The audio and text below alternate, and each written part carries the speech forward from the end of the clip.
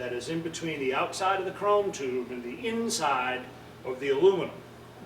There is a cylinder which a cross section would look like a ring of oil or air, and you don't know which. So what you want to do is make sure to get all of the air out and completely fill it with oil, so when you set your oil height, you don't have an air bubble taking up oil space and have an artificially low oil level. And you'll feel it when you bleed it. It should be buttery smooth. And if there's air in the system, it'll feel a little gravelly, or you can hear it. Okay, now we're going to set the oil level. Make sure I have enough, and I do. I have already set the stop here to 140 millimeter. That's the spec that we're going to use on this particular fork. And then I'm going to draw out what I don't want. So what this is setting is what's called the air gap. And when you add the spring and spacers and the other bits, it's going to take up a little bit of space in the fork, and that's going to make the air gap smaller. And then you're also going to slide this tube up about 120 or so millimeters to get to the cap, and that's going to increase it. So the air spring coefficient is dependent on your oil level, how much you slide the tube up, which is generally equal to your stroke, except on inverted forks, and then how much space that takes up. That gives you a net air space inside the fork tube. And that air space creates an air spring, and it has a coefficient that works on top of your mainspring, which is what keeps you from bottoming. So if you find yourself bottoming out just a little too much, if you add 10 cc's or 15 cc's of oil, that should probably do it and it'll stop. If you know your oil levels in the ballpark and you've added 10, 20 cc's, then I suggest maybe a stiffer fork spring. But if you just go by oil level, oil volume, and you have not completely devoided the fork of oil like we did taking it apart, you'll overfill it like this gentleman did. And then you'll have an artificially high oil level because there'll be too much oil. Then your air spring is going to be extremely stiff.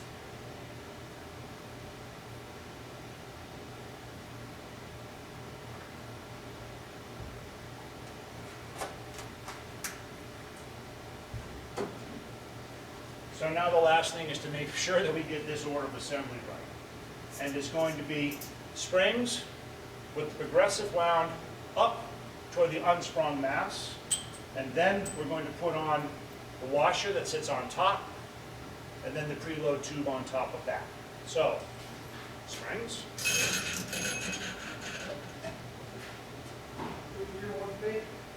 Yep. All right, buddy. Have a good weekend. You too. Thank you. Thanks. Spring, washer, preload tube, nut. And these nuts have one side that's sharp and some of them have one side that's sharp and one that's dull. I tend to put the sharp one up to the cap. And now the same on the other. We have the spring, pull the damper rod up, remove the damper rod holder, washer, preload tube. Notice I've removed the painter's tape. We don't want that going through the valving.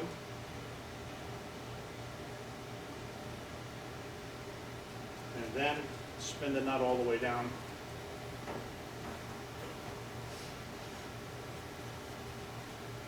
On this particular fork, I have reset the caps. Now this is important. On some forks you can just put the cap on and it's got its own stop. It doesn't matter where the rebound is set.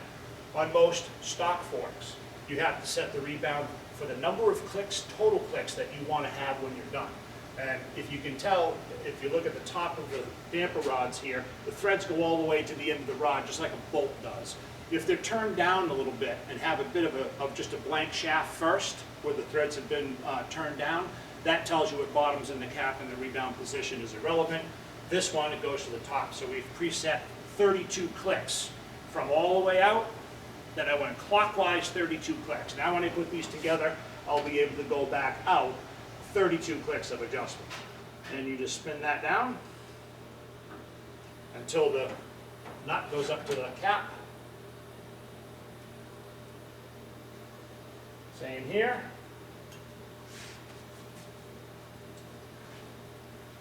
And for this, we're going to need a 14 and a 17. And that's where it stops turning, and this is how tight it is. Just snug. Sort of like a lower triple clamp pinch bolt or a fork pinch. Probably 16, 18 pounds. Just needs to be a little bit more than snug to hold it. It doesn't vibrate, it won't back out, I promise you, not as long as you tighten it. Then we take just a little bit of grease, and I just put a little dollop on the thread, and just give the O-ring a quick wipe, and it just helps things to keep things from corroding. And now we have an almost fully assembled set of forks.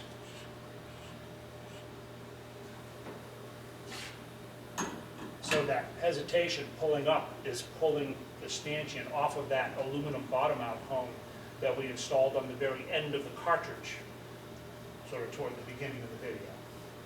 Okay, now we're ready for the most important part of the job, clickers and stickers.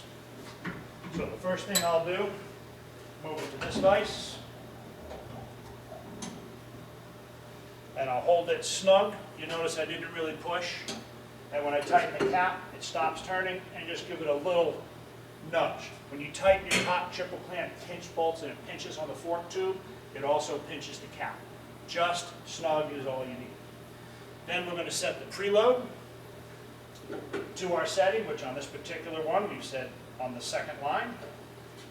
Now we can adjust our rebound and come out.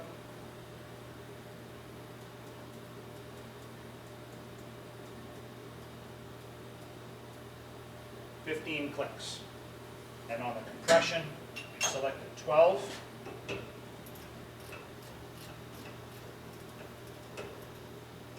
Go all the way in. 12 clicks. So, clickers, and now stickers. This is the stock fork. So I use the CompuTrack stickers that don't have a one of our products' logos on it. Often I'll put, it'll have K-Tech or Oleans or whatever brand you bought, whatever valve kit's in there, it'll actually be specified. So a little bit of brake clean, and watch your ears. And a sticker.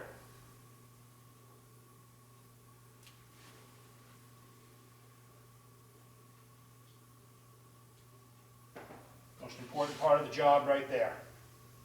That sticker, it costs about $350. All the fork service stuff, that seals and everything, just comes with it. Okay, and then the last thing we do is always, always, always check your work. This should be smooth, have some hydraulic compression on the way down, and nice and controlled on the rebound. So that fork is functioning properly, and it is right now just buttery smooth. With all that polishing, stiction reduction, it makes a big difference. Second fork leg, tighten the cap, set our preload, to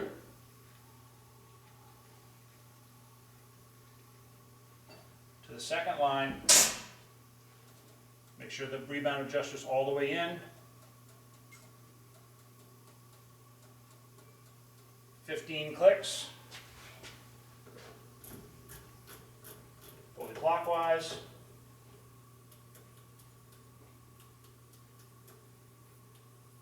$12 clicks out. Then, you notice the last part. When the sticker goes on, it means the job is complete. If we're not done, no stickers.